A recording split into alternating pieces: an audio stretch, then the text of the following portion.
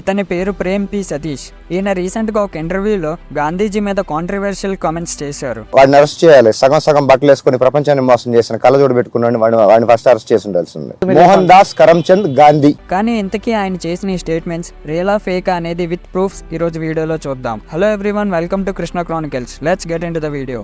ఈయన ఇంటర్వ్యూలో we are not in a position to run our country, please stay back, teachers and then go అని Gandhiji British government ని అడిగినట్టు చెప్పారు. We are not in a position to run our country, please stay back, teachers and then go. Mohan Das Karamchand Gandhi statement, verify it. British దగ్గరికి వెళ్ళి మాకు పరిపాలించడం చేత కాదు, మీరు ఇక్కడే ఉండి మాకు నేర్పించి వెళ్ళండి అన్నోడు. కానీ ఆ స్టేట్మెంట్ గాంధీజీ అన్నట్టు ఎక్కడ ఇంటర్నెట్ లో ఇన్ఫర్మేషన్ దొరకలేదు. సెకండ్ వన్, మహాత్మా టైటిల్ గాంధీజీకి బ్రిటిష్ వాళ్ళు ఇచ్చారని చెప్పారు. మహాత్మా ఎవరిచ్చాడు? మహాత్మా టైటిల్ తెలుసా నీకు కనీసం? బ్రిటిష్. ఓకే. కానీ అది ఒక fake viral social media message.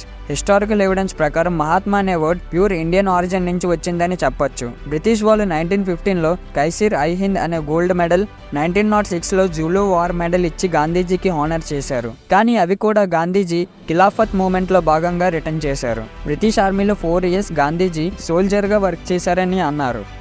British ఆర్మీలో 4 సంవత్సరాలు సోల్జర్ గా పనిచేశాడు తెలుసా? వెరిఫై చేయి. మోహన్ దాస్ కరమ్చంద్ గాంధీ బ్రిటిష్ సోల్జర్ అని కొట్టు, నీకు ఫోటోలు కూడా వస్తాయి. స్టాండర్డ్ టీస్ లో నుంచొని ఉంటాడు, అటెన్షన్ లో నుంచొని ఉంటాడు మీ మహాత్మా గాంధీ. చూడు. లాజికల్ ఇండియన్ ఫ్యాక్ట్ చెక్ వాళ్ళు చెప్పింది ఏంటంటే, గాంధీజీకి ఫుట్బాల్ అంటే ఇష్టం ఉండటంతో సౌత్ ఆఫ్రికాలో ఉన్న టైంలో షవానే అండ్ జోహెనస్బర్గ్ లో 2 ఫుట్బాల్ క్లబ్ స్టార్ట్ చేశారు. ఆ క్లబ్ ప్లేయర్స్ తో దిగిన ఫోటోయే ఈ పిక్. ఈ పిక్చర్ కోసం చూసుకుంటే గాంధీజీ వాలంటరీ అంబులెన్స్ కార్ప్స్ తో హెల్ప్ చేయడం వల్ల సర్జెంట్ మేజర్ అనే టెంపరీ టైటిల్ ఇచ్చారు. అంతేగాని అతను సోల్జర్ కాదు. సో ఇది కూడా ఫేకే. ఇండియాకి ఇండిపెండెన్స్ వచ్చాక British prime minister Clement Atlee first time మళ్ళీ ఇండియా విజిట్ చేసినప్పుడు కోల్కతాలో ఉన్న పీబీ చక్రబర్తి దగ్గరికి వెళ్లారు. ఈ పీబీ చక్రబర్తి అప్పట్లో కలకత్తా హైకోర్టుకి చీఫ్ జస్టిస్ అండ్ వెస్ట్ బెంగాల్కి గవర్నర్. క్లెమెంట్ అట్లీ 1945 to 1951 టైంలో బ్రిటిష్ ప్రైమ్ మినిస్టర్. అయితే వీళ్ళిద్దరూ కలకత్తా గవర్నర్ స్పేస్లో 2 days ఉన్నప్పుడు బ్రిటిష్ వాళ్ళు ఇండియాని క్విట్ చేయడానికి అసలు రీజన్స్ ఏంటని చక్రబర్తి గారు అడిగారు. అందులో భాగంగా first question, what made you to leave India అని అడిగాడు. ఆన్సర్ ఏమొచ్చి ఉంటుంది? మోహన్ దాస్ కరమ్చంద్ గాంధీ రాలా, మహాత్మా రాలా, సుభాష్ చంద్రబోస్ అన్నాడు. ఎవరు? British prime minister. On record ఉంది, వెరిఫై చేసుకో. 1947 వచ్చేసరికి గాంధీజీ క్విట్ ఇండియా మూవ్మెంట్ ఆపేసి కొంత టైం అయింది. అయితే ఆ ఇయర్లో బ్రిటిష్ని ఇబ్బంది పెట్టే అంత సిచ్యువేషన్ ఏమీ జరగలేదు. మరి బ్రిటిష్ వాళ్ళు ఇండియాని వదిలి వెళ్ళటానికి రీజన్ ఏంటి అని అడిగారు. దానికి ఎట్లీ చాలా రీజన్స్ ఉన్నాయి, కానీ మెయిన్ రీజన్ అయితే ఇండియన్ ఆర్మీ అండ్ నేవీ పీపుల్లో బ్రిటిష్ క్రౌన్ అంటే లాయాలిటీ తగ్గింది. దానికి మెయిన్ రీజన్ నేతాజీ అని చెప్పారు. సెకండ్ క్వశ్చన్ అడిగాడు, what is the contribution of mister Mohan Das Karamchand Gandhi and what is his impact for you to leave India అని సెకండ్ క్వశ్చన్ అడిగాడు. మినిమల్ అన్నాడు. మినిమల్. ఓకే. ఒకసారి వెరిఫై చేసుకోండి. మోహన్ దాస్ కరమ్చంద్ గాంధీ స్పేస్ మినిమల్ అని కొడితే నీకు నేను చెప్పిన ఆర్టికల్ క్లియర్గా విత్ స్టాటిస్టిక్స్ వస్తాయి. ఇంకా అలాగే అసలు ఇండియాకి ఇండిపెండెన్స్ రావడానికి గాంధీజీ ఇన్ఫ్లుయెన్స్ బ్రిటిష్ మీద ఎంతవరకు ఉందని అడిగితే చిన్న స్మైల్తో మినిమల్ అని సమాధానం ఇచ్చారు. అంటే ఇక్కడ ప్రేమ్ పి సతీష్ చెప్పింది రియలే. Do you know mister Mohan Das Karamchand Gandhi how much Congress spent to make you look poor అని కాంగ్రెస్ నుంచి official spokesperson statement on నీకు ఇంటర్నెట్ లో దొరుకుతుంది. మేము ఎన్ని కోట్లు ఖర్చు పెట్టి నువ్వు పేదవాడిగా చూపిస్తున్నామో తెలుసా అని అర్థం. గాంధీని పూర్గా చూపించడానికి ఎక్కువగానే ఖర్చు పెట్టారా? సుభాష్ చంద్రబోస్ బ్రదర్ అయిన శరత్ చంద్రబోస్ వాళ్ళ హౌస్ లో ఒక మీటింగ్ అరేంజ్ చేసినప్పుడు దానికి గాంధీజీ కూడా వస్తారని చెప్పారు. అయితే గాంధీజీ స్టే కోసం ఒక స్పెషల్ రూమ్ ఇచ్చారు. ఇంకా డైట్ కోసం వస్తే శరత్ చంద్రబోస్ కి గాంధీ సెక్రటరీ ఇచ్చిన లిస్ట్ చాలా లాంగ్ ఉంది. అలా అని గాంధీజీ అందులో ఉన్న వెజిటేబుల్స్ అన్ని ఒకే మీల్ లోనో ఒకే డేలోనో తినరు. కానీ అతిథి మర్యాదలు ఎలా ఉన్నాయని టెస్ట్ చేయడానికి అలా చేసేవారు. అలాగే గాంధీజీ సెక్రటరీ ఆఫ్టర్నూన్ ఏ వెజిటేబుల్ ఉండాలో మార్నింగ్ 10 వరకు చెప్పేవారు కాదంట. కానీ గాంధీజీకి మాత్రం మిడ్ డేకి మీల్ రావాలి.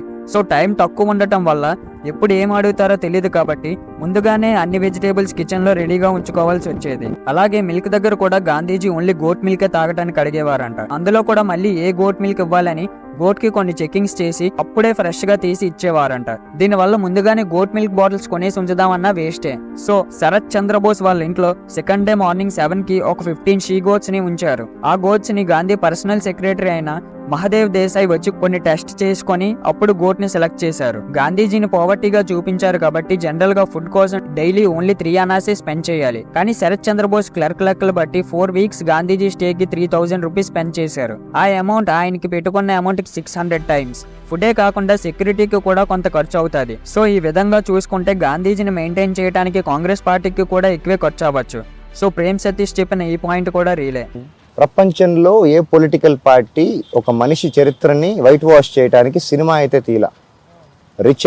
రిచర్డ్ అటెన్బరో గాంధీ అని ఒక సినిమా ఈ రోజుల్లో నువ్వు క్యాలిక్యులేట్ చేస్తే 2000 కోట్లు బడ్జెట్ మినిమం. బాహుబలి కంటే పెద్ద సినిమా అది. గాంధీ అని ఆస్కార్ కూడా వచ్చింది దానికి. Produced by Indira Gandhi as a prime minister. Indira Gandhi పక్కనే 100 సినిమాలు తీసిన మ్యాటర్ కాదు. ప్రైమ్ మినిస్టర్ పోస్ట్లో కూర్చొని గాంధీ అని సినిమా తీసి ప్రపంచానికి ఇలా చూపించండి అని ఫండ్ చేసిన ఏకైక ప్రైమ్ మినిస్టర్, ఏకైక politician in the entire world to produce a film. India and UK కలిసి కో ప్రొడ్యూస్ చేసిన మూవీ గాంధీ. కానీ ప్రొడ్యూసర్ లిస్ట్ లో ఓన్లీ రిచర్డ్ అటెన్బర్గ్ నేమ్ ఉంటే ప్రొడక్షన్ కంపెనీస్ లో national film development corporation of India అని ఒక నేమ్ ఉంది. ఈ NFDC కోసం చూసినప్పుడు తెలిసింది ఏంటంటే ఇందిరా గాంధీ $7 మిలియన్ ని రిచర్డ్ అటెన్బర్గ్ కి ఫండింగ్ చేసిందని. అలాగే మూవీ తీయడానికి main motive Congress role Indian freedom లో గ్లోరిఫై చేసి ఇండియన్ మైండ్స్ లోకి గాంధీజం ని ఎక్కించడానికి. ఇంకో ఇన్ఫర్మేషన్ బట్టి ఫిల్మ్ కో ప్రొడ్యూసర్ అయిన రాణి దూబే ఇందిరా గాంధీని $10 మిలియన్ మూవీ కోసం ఫండింగ్ చేయడానికి ఒప్పించినట్టు ఉంది. యాక్చువల్ గా ఈ మూవీ నెహ్రూ టైంలోనే అంటే 1952లోనే తీయాలని ట్రై చేశారు. దానికోసం గ్యాబ్రియల్ పాస్కెల్ అనే ఫిలిం ప్రొడ్యూసర్ అండ్ డైరెక్టర్తో అగ్రిమెంట్ కూడా చేసుకున్నారు. కానీ అతను 1954లో చనిపోవడంతో మూవీ ఆగిపోయింది.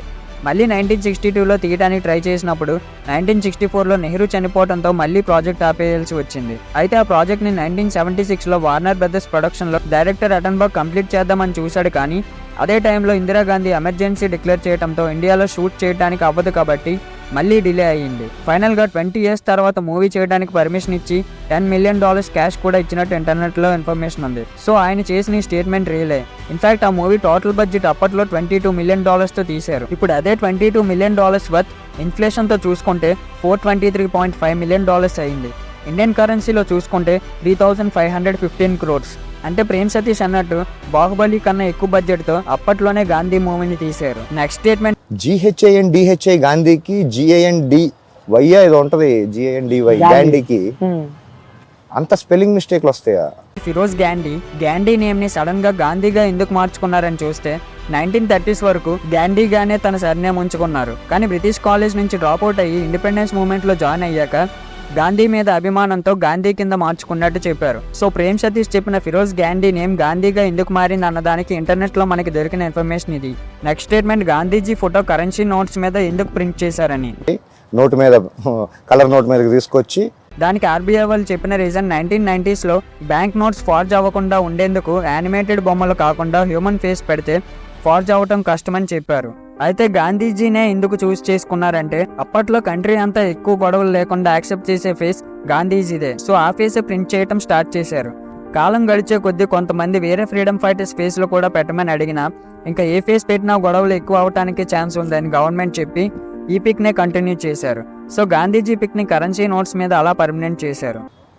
సీట్ పోతుందంటే ఎమర్జెన్సీ డిక్లేర్ చేసిన ఏకైక ప్రైమ్ మినిస్టర్ ప్రపంచం మొత్తంలో, iron lady. Next statement seat పోతుందనే భయంతో ఇందిరాగాంధీ ఎమర్జెన్సీ డిక్లేర్ చేశారని అన్నారు. 1975లో ఎమర్జెన్సీ డిక్లేర్ చేసినప్పుడు ఇందిరాగాంధీ గారు చెప్పిన రీజన్ కంట్రీలో కొన్ని ఇంటర్నల్ డిస్టర్బెన్స్ ఉన్నాయి, దానికోసం ఎమర్జెన్సీ డిక్లేర్ చేస్తున్నామని చెప్పారు. ఇంటర్నల్ డిస్టర్బెన్స్ అంటే అపోజిషన్ పార్టీస్ అగైనిస్ట్ గా మారటం, చాలా మంది కాలేజ్ స్టూడెంట్స్ డిఫరెంట్ స్టేట్స్ లో ప్రొటెస్ట్ చేయటం లాంటివి. అప్పుడు ఆవిడ తెచ్చిన పాలసీస్ కి చాలా మంది నెగిటివ్ గా రియాక్ట్ అయ్యారు. ఈవెన్ జర్నలిస్ట్ ని, అపోజిషన్ పార్టీస్ లో థౌజండ్స్ ఆఫ్ లీడర్స్ ని అరెస్ట్ చేశారు. ఇలా చేయటం వల్ల తన పవర్ పోకుండా కాపాడుకొని ఆ ఎమర్జెన్సీ టైంలో చాలా కాంట్రవర్షియల్ పాలసీస్ లాంచ్ చేశారు. ఆ ఎమర్జెన్సీ 21 మంత్స్ పాటు కంటిన్యూ చేశారు అంటిల్ మార్చ్ 1977 వరకు. ఇన్ఫాక్ట్ ఆ నెక్స్ట్ ఎలక్షన్స్ లో కాంగ్రెస్ ఓడిపోవడానికి ఇది one of the main reason. So power కోసం ఇందిరాగాంధీ ఎమర్జెన్సీ డిక్లేర్ చేశారు అనేది రియల్ స్టేట్మెంటే. సో ఫైనల్ గా వీడియో నచ్చితే లైక్ చేసి ఇలాంటి వీడియోస్ ఇష్టపడే మీ ఫ్రెండ్స్ అండ్ ఫ్యామిలీ మెంబర్స్ కి వీడియో షేర్ చేయండి. అలాగే ఇలాంటి క్వాలిటీ కంటెంట్ కోసం ఛానల్ సబ్స్క్రైబ్ చేసుకొని పక్కనే ఉన్న గంట సింబల్ మీద క్లిక్ చేస్తే మేము వీడియో పెట్టగానే మీకు నోటిఫికేషన్ వస్తుంది. So thank you for watching. మళ్ళీ నెక్స్ట్ వీడియోలో కలుద్దాం.